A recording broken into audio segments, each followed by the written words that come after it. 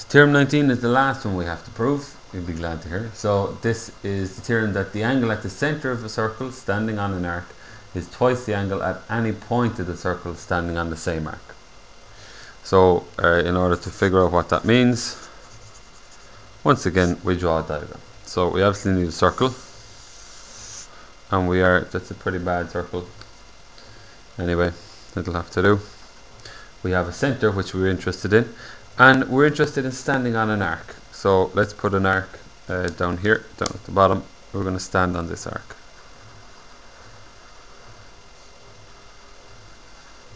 Alright. So let's call this the arc AB. And it says the angle at the center of the circle. Okay, so we join from A into the center, and we join from B into the center. Let's call the center O. That's usually what we call the center. Is twice the angle at any point of the circle. Now when they say any point of the circle, they mean another point on the outside, on the edge of the circle. So let's pick another point on the outside. So let's say here, let's say C. And it says the angle at the center, so AOB, that angle there, is twice the angle at any point of the circle C standing on the same arc. So we think of C as standing on A and B. It's got 1 foot at A, it's got 1 foot at B. We think of this angle here as standing on A, B, it's got 1 foot at A, 1 foot at B. And the idea is that any angle up here, or we could have drawn C over here, we could have looked at that one like that, C could have been here, we could have drawn C over here.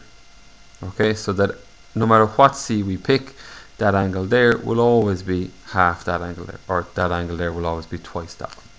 That's the idea. So let's write down what we're given. Let's write down what we have to prove, and let's see if there's a construction that we could do that will make our lives a little bit better. So we're given a circle. I suppose we better call the circle something. So we call the circle K. Circle K. Center O.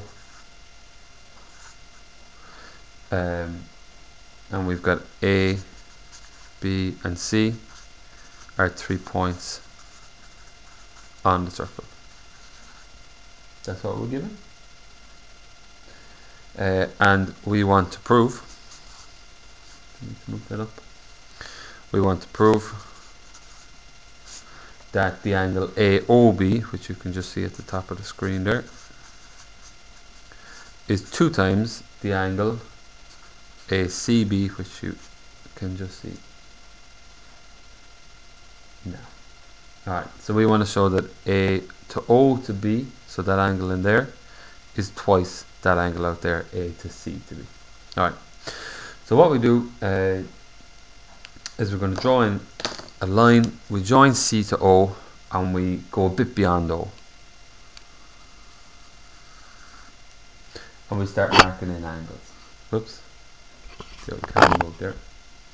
We start marking in angles. So again, to keep this in line with what's in the book, I'm going to call that 1. I'm going to call this one 2. I'm going to call this one 3, 4, 5, and 6. And we'll call this point here D. Alright, so we join C to O and extend to D. And we mark it 1, 2, 3, 4, 5, and 6. Now what we're going to do is we're going to show that we have some, first of all, that we have isosceles triangles. Okay, and the reason we have isosceles triangles is that OA and OC and OB are all radiuses, so they're all the same. So this triangle over here is isosceles, and 3 is equal to 5. This triangle over here is isosceles, and 4 equals 6, which is great. And then we use that fact about exterior angles, so we say, well, 1 is equal to 3 plus 5. 1 is exterior, 3 and 5 are the opposite interior angles. Then we also say that 2 equals 4 plus 6, and when we put all of that together, we end up with 1 plus 2 is twice 3 plus 4. Okay, so isosceles triangles, exterior angle, and then we put it together. So let's get a new sheet because this one has a kind of a blue smiley face on it. So, proof. We do the isosceles triangles first. So, the triangle AOC is isosceles. And the reason for that is that OA equals OC equals the radius. So therefore 3 equals 5.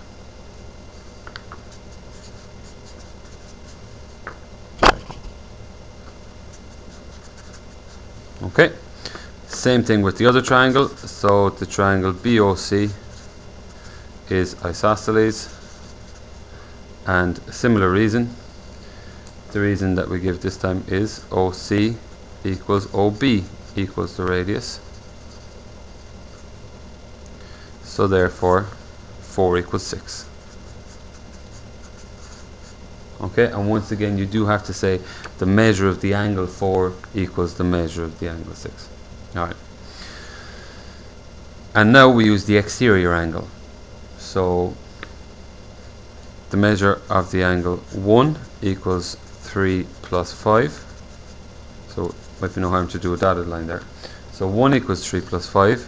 The exterior angle equals the sum of the two opposite interior angles, and also the measure of the angle 2 is the measure of the angle 4 plus the measure of the angle 6. Okay, for the same reason. So the two lines there just mean for the same reason. Alright, now we're going to put all this stuff together. So therefore we know that 3 and 5 are the same. So 1 is equal to 3 plus 3, because 3 equals 5. And 2 equals 4 plus 4, because 4, if you want you can write this down. 3 equals 5, and over here 4 equals 6. Okay, therefore 1 plus 2 is 2 3s plus 2 4s, which is 2 times 3 plus 4. If we factor out a 2, that's 2 times 3 plus 4. But if we look back at the diagram, 1 plus 2, well, 1 plus 2 is the angle AOB. That is 1 plus 2. And 3 plus 4 is the angle ACB. So 1 plus 2 AOB is twice ACB. So therefore the measure of the angle AOB is twice the measure of the angle ACD, and we're finished. And that's the last proof that's on the course.